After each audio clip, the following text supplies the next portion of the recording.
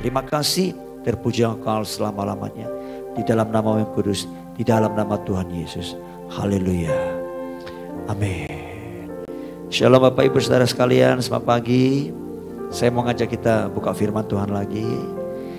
Di kitab Markus pasal yang ke-12.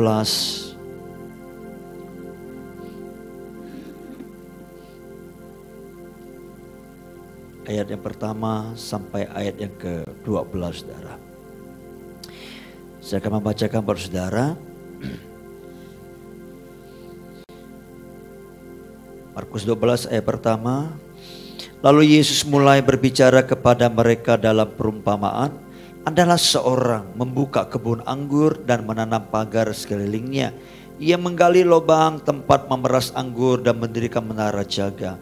Kemudian ia menyewakan kebun itu kepada penggarap-penggarap, lalu berangkat ke negeri lain.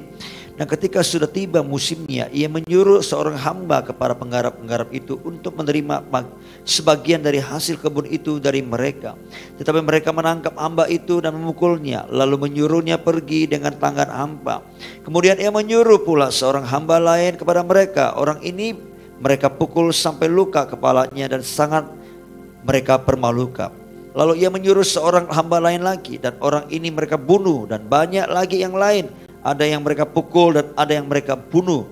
Sekarang tinggal hanya satu orang anaknya saja yang kekasih. Akhirnya ia menyuruh dia kepada mereka. Katanya, anakku akan mereka segani.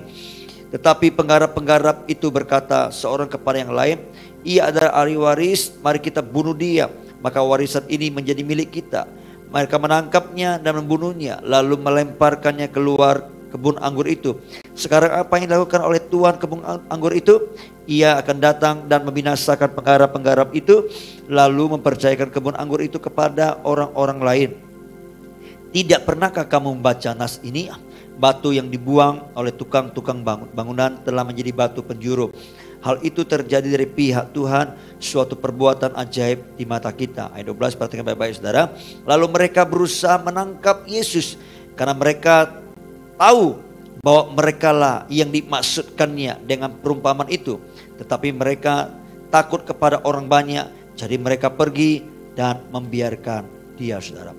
Nah, kalau saudara baca perikop ini, ya ada 3 Injil yang menuliskan perumpamaan yang Yesus sampaikan ini, saudara.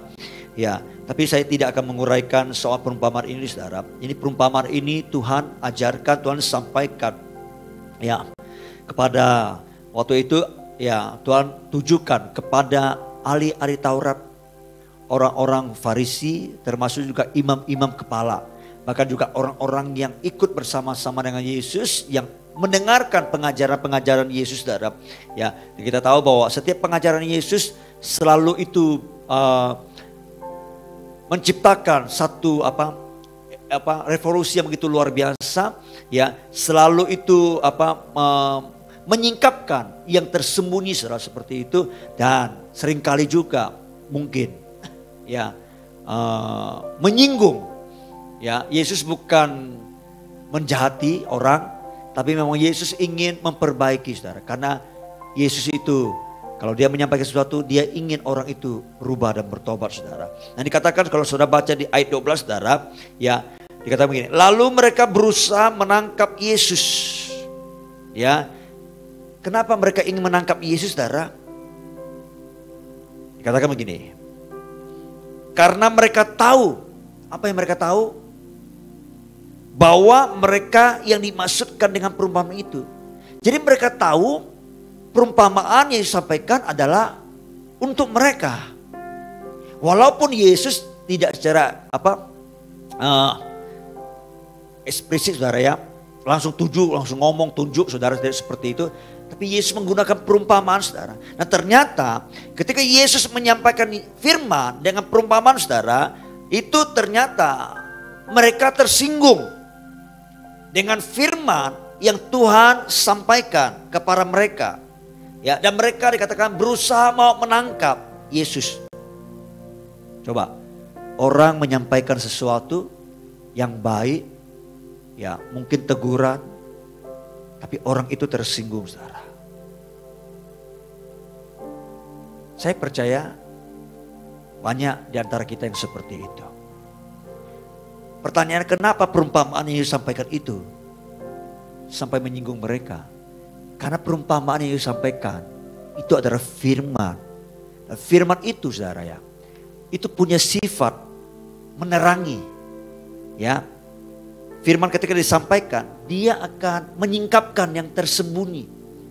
Ya, kalau orang itu hidup dalam kebusukan, maka firman itu akan menyatakan bahwa hidupnya busuk, hatinya busuk. Kalau dia hidup dalam kegelapan, maka firman itu akan menerangi dia bahwa selama ini hidupnya itu gelap. Seperti itu, saudara. Karena itu kalau saudara baca Mazmur 100, dalam Mazmur 119, saudara, ayat 130 berkata begini.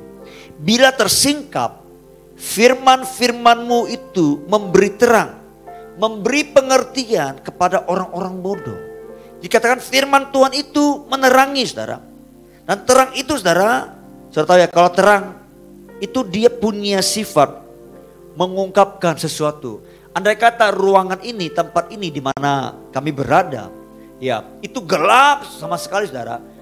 Begitu dihidupkan lampu terang itu, saudara, maka dia menyingkapkan sesuatu. Waktu gelap, saudara, nggak bisa lihat sesuatu, nggak bisa lihat mie ini, nggak bisa lihat ada meja, nggak bisa lihat ada keyboard, bahkan nggak bisa lihat ada orang, saudara. Kenapa gelap? Tapi begitu terang itu dinyalakan, ya muncul terang itu, maka dia bisa menyingkapkan, oh ternyata ada mie, ternyata ada kursi, ada bangku, ternyata ada orang, seperti itu, saudara. Jadi firman itu, ya dia punya sifat, ya menerangi, saudara, mengungkapkan sesuatu, saudara, ya. Nah, jadi kalau ada orang hidup dalam kegelapan, begitu firman disampaikan, pasti firman itu akan menerangi kehidupannya. Firman itu atau terang itu akan mengekspos semua yang ada dalam kegelapan itu jadi kelihatan, saudara. Ya. Nah, dalam terang itu selalu kita bisa melihat dengan jelas, saudara. Nah, dalam terang juga kita bisa melihat arah tujuan kita menjadi pasti. Di dalam terang itu, saudara, bahkan kesalahan-kesalahan itu akan nampak dengan jelas, saudara. Saya pernah sampaikan ini di khotbah saya, saudara. Satu contoh, ini sebuah kisah, saudara, sebuah cerita.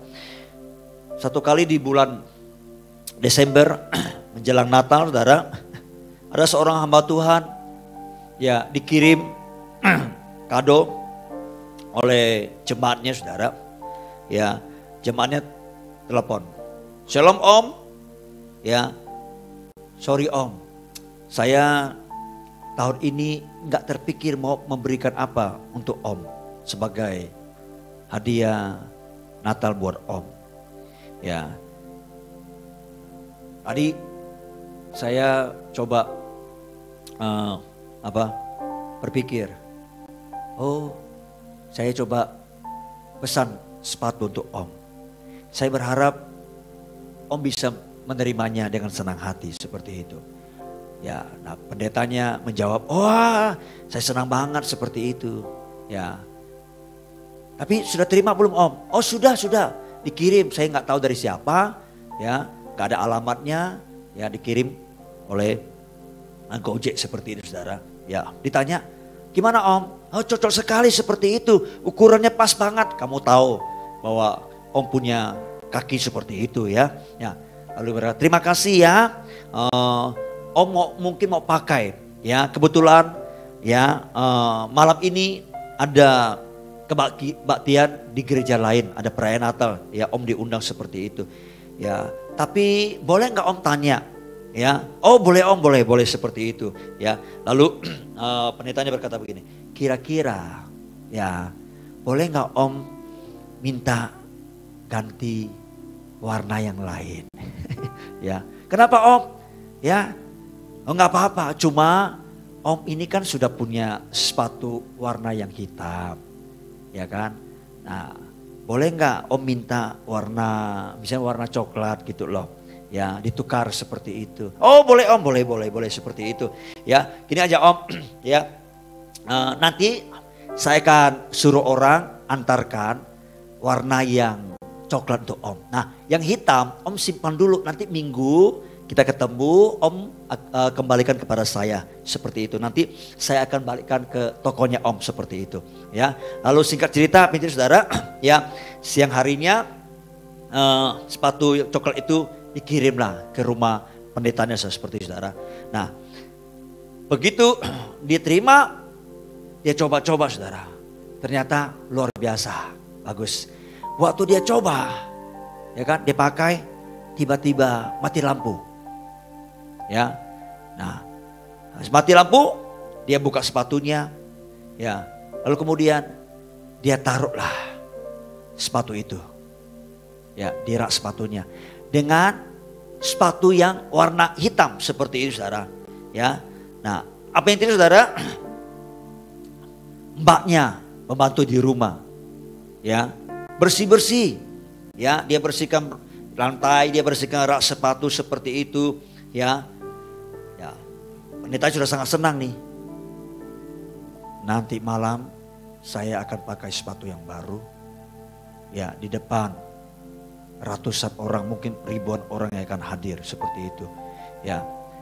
Lalu pendeta, saudara, tanpa sengaja pembantunya bersihkan rak sepatu, ya kan, warna coklat sama warna hitam kalau mati lampu agak samar-samar dilihat. Waktu dibersihkan, ditaruhlah sebelah sepatu hitam, sebelah sepatu coklat. Ya kan? Sebelah lagi sepatu hitam, sebelah lagi sepatu coklat. Seperti itu. Nah, sorenya menjelang malam, ya kan, pendetanya sudah tergesa-gesa mau berangkat nih. Dia ambil sepatunya, masih mati lampu. Dia pakailah sepatunya seperti itu, saudara. Naiklah mobil, dijemput seperti itu. Begitu sampai di depan gereja, dia turun mobil. Saudara, begitu dia turun, dia lihat sepatunya. Kalau keturun kan kakinya dua kaki turun kan, dia lihat sepatunya. Kok satu warna hitam, satu warna coklat, saudara? Ya, saudara tahu apa yang terjadi? Dia berkata, kok bisa begini ya? Jadi berubah, ya. Tadi kan hitam-hitam, yang satu coklat seperti itu. Kok ini bisa jadi coklat sama hitam seperti itu, saudara. Saudara tahu? Ya. Apa yang terjadi, saudara? Dia masuk ke gerejanya. Dia merasa pengurapannya hilang, saudara. Kenapa? Karena dia bisa bayangkan.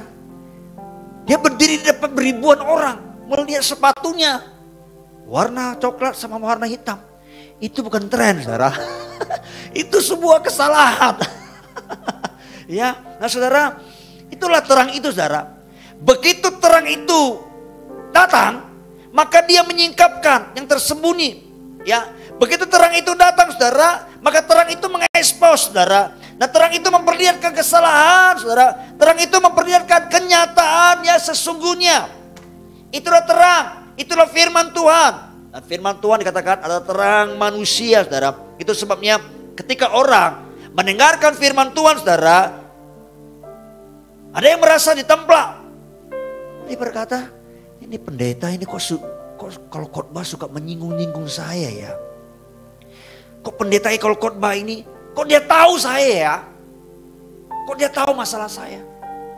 Kok dia tahu apa yang saya rasakan? Ya. Padahal pendeta itu nggak tahu menahu apa yang orang itu alami, apa yang orang itu rasakan seperti itu. Pendeta hanya menyampaikan firman Tuhan, saudara. Dan firman itu dikatakan adalah terang. Begitu firman itu disampaikan, saudara, maka dia menerangi yang gelap. Dia menyingkapkan yang tersembunyi, saudara. Jadi betul, kalau saudara mendengarkan firman Tuhan dan saudara mungkin tersinggung dengan sebuah khotbah, besar kemungkinan saudara, kehidupan saudara itu ada di dalam kegelapan. Dan ketika firman itu disampaikan, dikhotbahkan, maka itu sedang menerangi saudara. Itu sebabnya harusnya firman itu buat saudara untuk berubah. Orang-orang Farisi, imam-imam kepala, ketika Tuhan sampaikan firman itu, sebenarnya itu menerangi hidup mereka. Mereka harus berbalik meninggalkan kesalahan mereka. Harusnya mereka kembali kepada Tuhan, kembali kepada firman Tuhan. Tapi mereka tidak mau, mereka mengeraskan hati mereka. Seharusnya waktu firman itu disampaikan, itu segala sesuatu yang terselubung di hati mereka itu tersingkap, saudara. Apa itu, saudara? Mereka mengabaikannya. Nah, inilah bahayanya buat setiap kehidupan orang Kristen, saudara.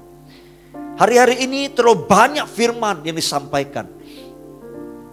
Betul, saudara. Saudara bisa buka di Facebook hampir setiap hari. Dari berbagai kalangan hamba Tuhan, denominasi, gereja. Banyak menyampaikan firman. Apakah apa firman itu menerangi hidup kita? Apakah firman itu mengubahkan hidup kita? Apakah firman itu, saudara, memperbaiki kita? Menyingkapkan hal-hal yang tersembunyi, hal yang salah. Lalu kita buang semuanya itu, kita tinggalkan semua itu. Lalu kita berjalan seperti yang firman itu sampaikan. Saya takut sekali. Tidak banyak yang seperti itu. Kenapa? Amsa berkata begini. Kalau terlalu banyak makanan dan orang itu menjadi kenyang, maka dia melihat makanan yang lain. Walaupun memang itu makanan lezat dan mungkin berguna, dia akan injak-injak. Saudara, dia akan injak-injak itu. Inilah bahayanya, saudara. Bukan banyaknya firman yang kita dengar, tapi seberapa banyak kita meresponi firman itu. Dan kita mau diterangi, diubahkan oleh firman itu, saudara. Setelah firman datang dalam kehidupan kita, dia akan mengungkapkan, menyingkapkan yang terselubung, yang tersembunyi. Dia akan mengekspos yang ada dalam kegelapan, saudara. Dan setelah firman itu menunjukkan kepada kita jalan, saudara. Tetap pilihan ada di tangan kita, saudara. Apakah saudara dan saya mau menindaklanjuti firman itu, ataukah kita cuma sekedar mendengar saja, saudara. Pilihan ada di tangan kita masing-masing, saudara. Itu sebabnya nasihat buat kita semua, saudara. Alkitab mencatat, jangan cuma hanya menjadi pendengar firman. Jangan cuma hanya sekedar mendengar saja, saudara. Tetapi dikatakan jadilah pelaku firman Tuhan. Sebab perubahan kehidupan kita akan terjadi bukan pada saat kita mendengar firman, tapi pada saat ketika kita mendengar dan kita melakukannya, saudara. Baru perubahan itu akan terjadi dalam kehidupan kita. Kita melakukan sesuai dengan apa yang firman itu sampaikan. Kita melakukan seperti apa yang firman perdengarkan kepada kita. Baru seperti itu, di saat itu, di waktu itu, perubahan, transformasi terjadi dalam kehidupan saudara dan saya. Dan pada saat yang sama, kita bisa melihat perubahan-perubahan itu. Kita bisa melihat, oh ternyata ini salah, kita tinggalkan. Dan orang lain juga bisa melihat kehidupan kita, saudara. Itu sebabnya firman itu seperti pedang bermata dua. Dia tajam sekali, saudara. Dikatakan setiap firman, setiap tulisan yang diilhamkan oleh Roh Kudus, saudara, itu berguna, bermanfaat untuk mengajar kita, bermanfaat untuk menyatakan kesalahan, bermanfaat untuk memperbaiki kelakuan, bermanfaat untuk mendidik orang dalam kebenaran. Jadi kalau kita mendengarkan firman Tuhan, kita mesti ada perubahan kehidupan kita. Jangan terus berjalan di sisi yang salah, gelap. Walaupun kita di tengah-tengah gereja, walaupun kita punya aktivitas rohani yang begitu luar biasa, tapi kalau kita tidak melakukan firman Tuhan, sampai hari ini kita masih hidup di dalam kegelapan, saudara. Firman apa yang saudara dengar? Yang mungkin merasa hati saudara sesak, nggak enak, menyinggung. Cobalah telusuri di situ, perbaiki, ikuti firman itu. Kalau firman berkata jangan engkau berzina, jangan engkau meninggalkan pasanganmu, engkau mesti harus sadari itu. Kalau firman itu berkata engkau harus mengampuni, engkau harus mengampuni. Bila tidak, engkau akan seperti imam-imam kepala dan orang-orang Farisi itu, saudara. Makin jahat hati saudara nanti. Betul. Itu akan makin merusak. Jadi jangan anggap sepele saudara ya. Kita banyak mendengar, kita abaikan, itu bahaya buat hidup kita loh saudara. Sebab Yesus berkata, kalau orang mendengarkan firman-Ku dan tidak melakukannya, dia akan seperti orang mendirikan rumah di atas pasir. Nanti ujian datang, masalah datang lagi, kita ketemu. Kalau kita jengkel dengan orang, kita tidak mengampuni orang, nanti kita akan ketemu dengan orang yang sama, mungkin jenis yang sama, akan menyakiti kita, saudara. Nah, kalau kita membereskan dari awal sesuai dengan firman Tuhan, maka hidup kita akan makin sakit, makin pahit. Dan ingat baik-baik, saya berharap saudara bisa memahami akan hal ini. Kalau kita tidak mentaati atau apa yang Tuhan firmankan, ngeri loh nanti ketemu Tuhan. Jangan punya asumsi, punya pikiran. Saya sudah percaya Yesus, saya pasti selamat. Dia mau katakan, kenapa? Yesus berkata, kalau kamu memanggil aku Tuhan, Tuhan, padahal kamu tidak melakukan apa yang aku perintahkan, aku sampaikan. Ingat, firman itu terang. Dan firman itu Yesus sendiri. Kalau saudara baca ya di kitab Wahyu, ngeri loh. Dikatakan dia seperti matahari. Saudara bisa memandang matahari? Nanti kita berhadapan dengan dia seperti matahari. Hangus kita kalau nggak benar. Responi firman Tuhan dengan benar, saudara. Dengan takut akan dia. Jangan anggap sepele. Kalau dia perintahkan seperti itu, lakukan.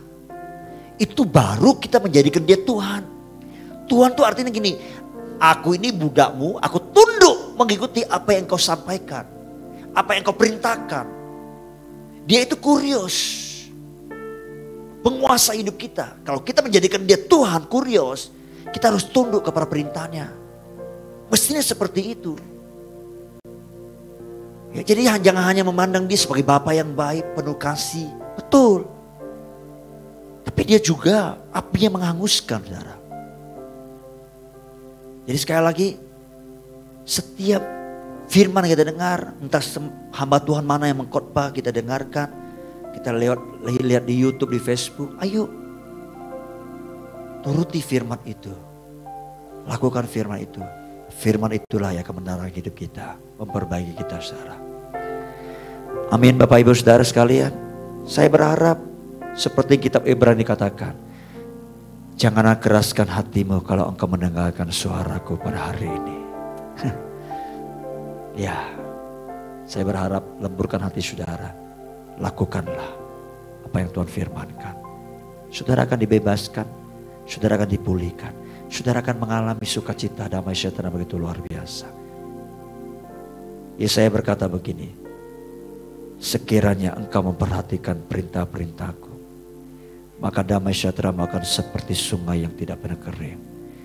Kebahagiaan akan seperti gelombang laut yang tidak pernah berhenti.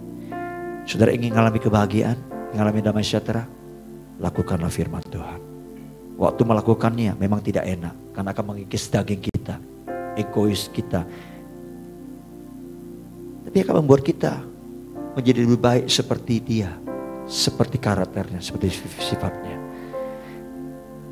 Saya berdoa, firman Tuhan pagi hari ini menolong kita dan memperbaiki kehidupan kita. Amin, Bapak Ibu Saudara.